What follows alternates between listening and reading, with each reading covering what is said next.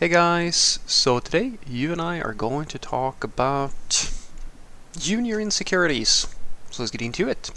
So the question in question was, hi Frederick, great video as always. After you mentioned having no feelings in telling bad news to your superiors, I wonder, do you still have some junior-ish insecurities on the job? Or are you able to face all aspects of the work environment with no feelings?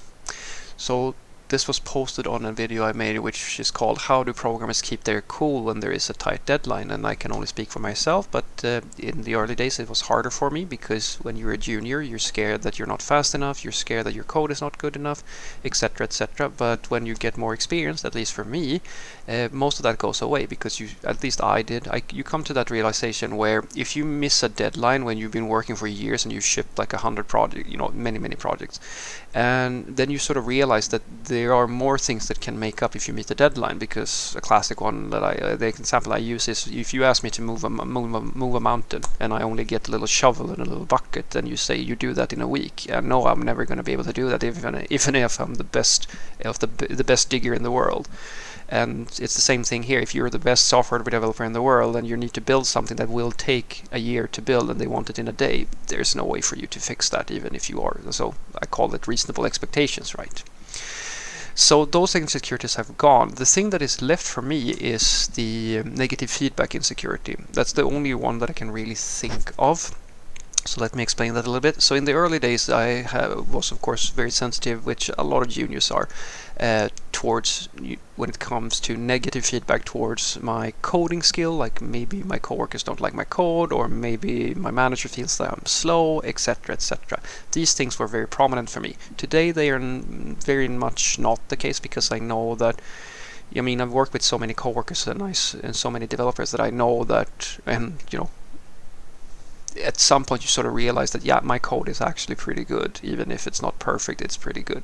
And you know that, well, even if like, how do I put this in a good way?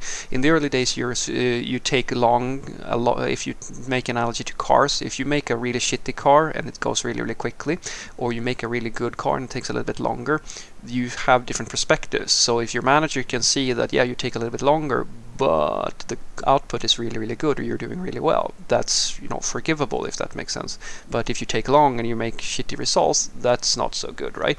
In the early days, that's the case, right? You're a junior, you take longer even than the seniors, and the output isn't as good, which is pretty normal if you think about it, but it feels horrible.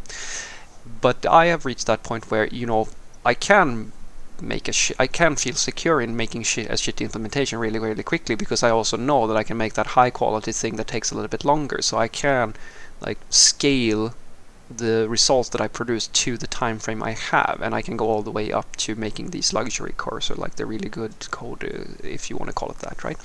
The thing that I'm sensitive for, though, is negative feedback related to my interactions with other developers, or when I do leadership or things like that. So the reason behind that is that most of the time when I work with software developers, I get, at least when it comes to the times that when I'm supposed to lead or so forth, and this has been the case for a few times now in my career, where the responsibility of managing the team, or setting up like a project, or creating a strategy, or basically fixing the direction a project is going, because I've worked on quite a few projects that haven't been doing so well, and it's almost become, at this point, it's basically my unofficial job. I don't really know what my title is, but the closest thing I can come to describing it is a fixer at this point, where my managers have, over the past few years, basically said, yeah, here's this project, we need someone to take care of it, we need it to get up to like a good standard, because it's not doing so well, or something like that. And so it's almost restoration work, right? So they send me in, and then I have to sort of assess and take over the team and figure out, all right, how are you going to solve this problem?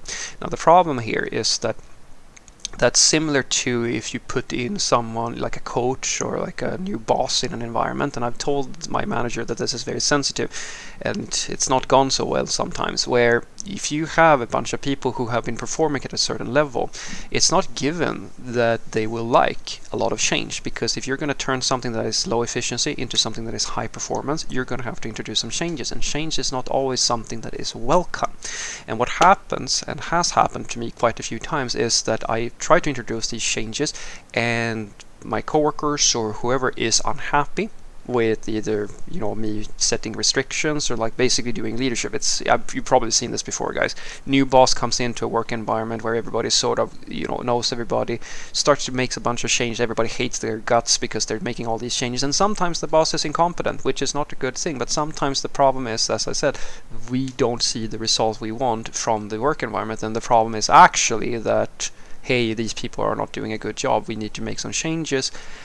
And that's a bit of a balancing act, right? And so what happens is that, at least in my culture, very few people will tell you to your face that they don't like what you're saying, or they don't like you, they hate your guts. Usually they don't have much of an issue with my coding or something like that. It's usually, as I said, that I might ask them to write unit tests, or I might ask them to refactor some code, or I might tell them that, no, actually, I don't want you to just pick up an arbitrary card, like we have a work process that we need to follow, because we need to start focusing on getting bits of structure in the way the backlog is prepared, or we need to have a meeting to talk about preparations of like stories or things like that.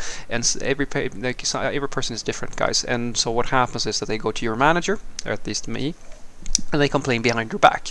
Now here comes the problem, because then you get a tap on the shoulder, at least I do, and my manager will tell me, yeah, you have some feedback. And it's like PSD or like a post-traumatic stress syndrome for me when someone says that, because I've heard it quite a few times at this point. And when you get it from the wrong manager, you're in a really shitty spot, because the manager is basically incompetent or ignorant of what's going on in the work environment, which basically means that, as I've said to you guys before, even if you do really well and you try to do your best for the company, if your manager doesn't share your understanding of what needs to be done, or like so forth and so forth, they might just hear complaints, and complaints are bad, so you're automatically the villain because they have a bad relationship with you. And I have been there as well, guys, where I have been able to prove that actually my input is very appreciated, and the coworkers who actually know how things are going and how they used to go will see that there's a positive change. But the manager doesn't like me, and that's enough, because all they hear is that this other person who also is causing issues, like basically systematic problems for us, is complaining, and they're more willing to listen to that person just because they don't like me. And so I've been lucky a few times now in the past where I've gotten complaints, and I've told my manager the thing that I learned the hard way. It's very easy. I can fix all the complaints. All I have to do is to just facilitate. That's it. And what's going to happen is that the team will continue working exactly the same way they are used to. Everything is going to just continue the way it is. Or I might be able to tweak a thing here and there and like do these tiny symbolic things, which is usually what the product manager, like people who can't actually make meaningful change happen, that's what they will do. They will tweak and do things here and there, but they won't ever be able to solve the fundamental problems, because in their case they're incompetent, or like they're ignorant of how to do that. In my case, I know what to do, but because I get these complaints and you're more focused on that I deal with, because I've even gone as far, we need to fire this person because I won't be able to convert this person into someone who can do this job. And that's the reality. And as I said, if that's something that's not acceptable to my manager, all I have to do is to just push approve on the pull request and everything's fine. Because nobody dislikes a tech lead or a boss or like an architect who never gets in their way and only basically supports what they want. And that's, as I said, that's what management. If you just want to cover your ass, that's what you do.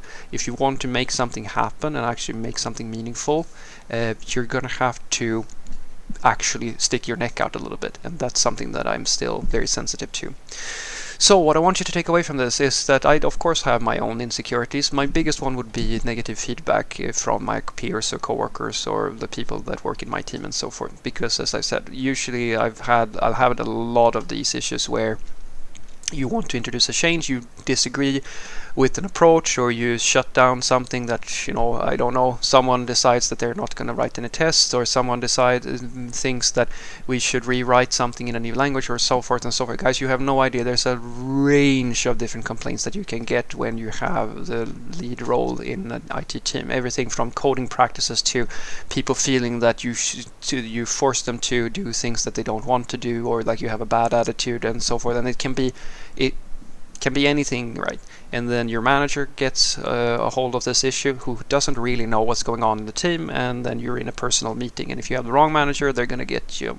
You're gonna get into a lot of trouble. I have a few times. Let me just tell you that.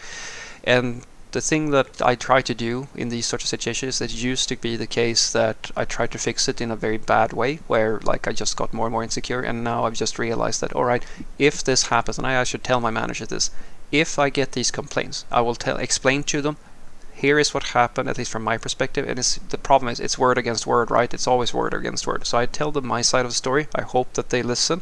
And then I say, I can promise you that I will never get any more complaints after this, if you really want me to stop doing the thing that I'm doing. Because all I have to do is to press approve on the pull request, or not change anything.